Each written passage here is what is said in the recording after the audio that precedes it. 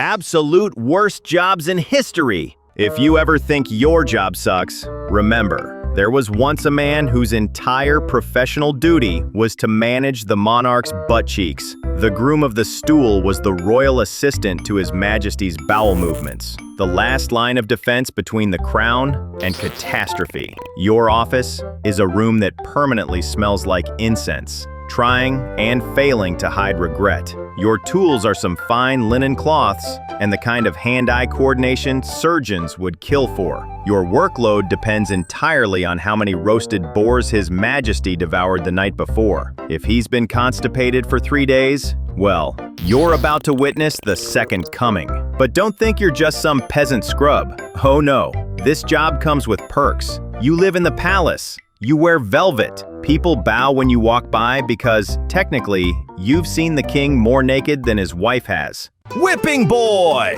Picture a royal classroom in the 17th century England. A tutor with nerves of glass. And a prince who can't be punished. Literally, you can't spank royalty. You can't even flick their ear without committing treason, which is a problem because small royal children are still small children. Spoiled, sugar-drunk, and allergic to listening. So someone, and I swear this must have been suggested by a man who hadn't slept in weeks, invented the whipping boy. The logic went like this: if we can't hit the prince, we'll hit his friend instead. Problem solved, right? The whipping boy was usually a noble-born kid, raised alongside the prince from birth. They studied together, ate together, played together. One destined for the throne, the other destined for therapy that wouldn't exist for another 300 years. When the prince acted up, the tutor called in the friend. The rod came out. The screams followed. Sin eater! If you died in rural Britain a few centuries ago, people didn't worry about cremation or headstones.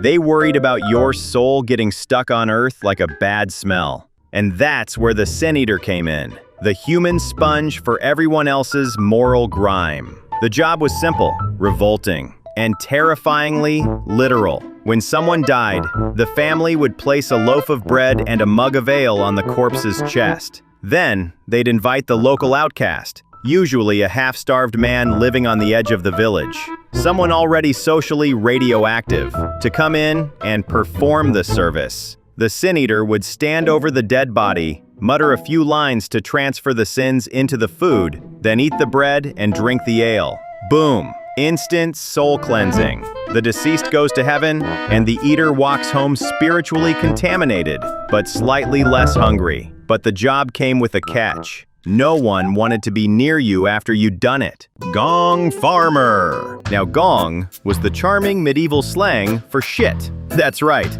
Their job title literally translates to poop collector. These were the men responsible for cleaning out cesspits, privies, and whatever godforsaken holes passed for toilets in 16th century England. Every house had a cesspit, a nice, brick-lined underground tank where centuries of piss, turds, and disease took turns fermenting. The pay, shockingly, wasn't terrible at all. You could earn more than a common laborer, mostly because nobody else wanted to touch a career that involved standing knee-deep in liquefied humanity. The downside was everything else. The fumes were toxic, literally deadly, and many gong farmers passed out mid-shift and never woke up. After collecting the waste, they'd haul it outside the city to dumping grounds, or sell it to farmers as fertilizer. Yeah, that's right. Even your vegetables had a backstory you don't want to think about.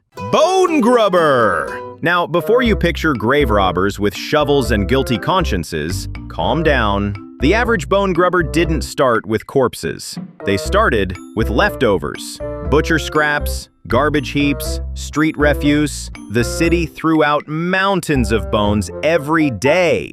Cow femurs, pig ribs, chicken spines, and industry, being the hungry beast that it was, wanted all of it. Bones could be ground into fertilizer, boiled down for glue, or carved into buttons and combs. If it was white and brittle, someone could sell it. So that's what bone grubbers did. They sold the city's skeletons back to it. The pay? Miserable, but reliable, if you had the stomach for it. A good day's haul of bones might buy a loaf of bread and a pint of something to forget how you earned it.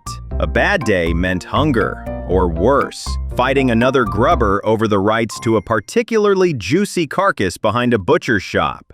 Fuller! Everyone loves to talk about the elegance of Roman togas. But guess what? Those glorious garments weren't cleaned with lavender or fancy soap. No, they were washed in piss. Actual piss. Barrels of it. Warm, foamy, industrial-grade people piss. Fullers were basically early dry cleaners, except dry was not part of the deal. Their job was to whiten and soften woolen cloth, which meant dunking it into massive vats filled with water, clay, and enough human urine to fumigate a city block. Why urine? Because it contains ammonia, nature's original bleach. It stripped grease, oil, and dignity right out of the fabric. Here's how the process went. A delivery wagon would roll in from the city's public urinals and unload its fragrant cargo into the fulling workshop. Then the fullers climbed in, barefoot, and started stomping the cloth with their feet.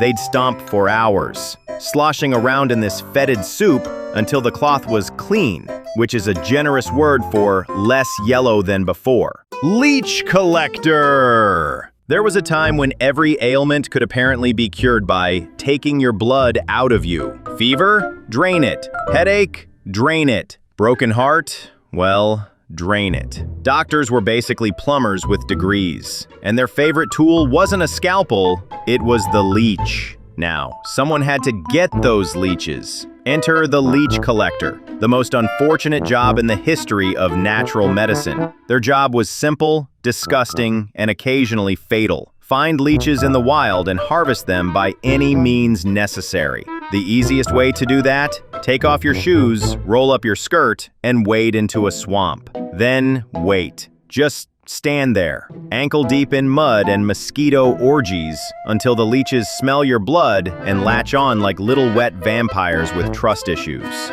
Congratulations, you just turned your own bloodstream into a business model.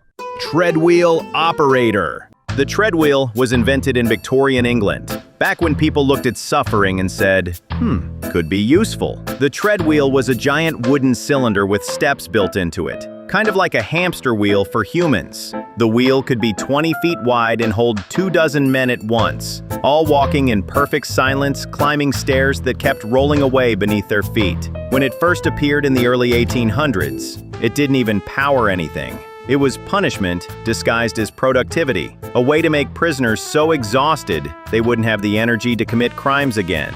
Later, a few clever bastards attached the wheel to flour mills and water pumps, but that was just a bonus. The main goal was still soul extraction via leg day.